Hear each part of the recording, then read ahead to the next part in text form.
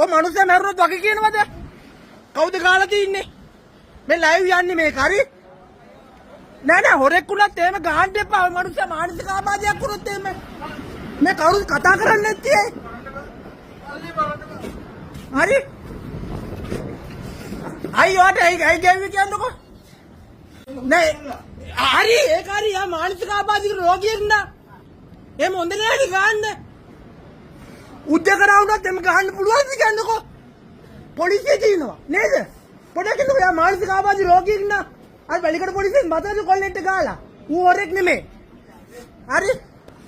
හොරෙක් නෙමෙයි. ඇයි එම ගහන්නේ? මෙන්න සාක්ෂි. මේ මනුස්සයන මොනාර වුණොත් මම පොලිසියට කෝල් කරනවා.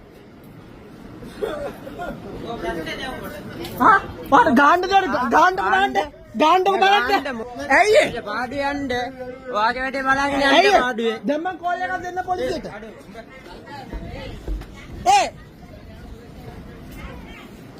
ඇයි ඔයාට ගාන්න දාන්නේ? ගාන්න. කල යවන්න දැන් උඹ.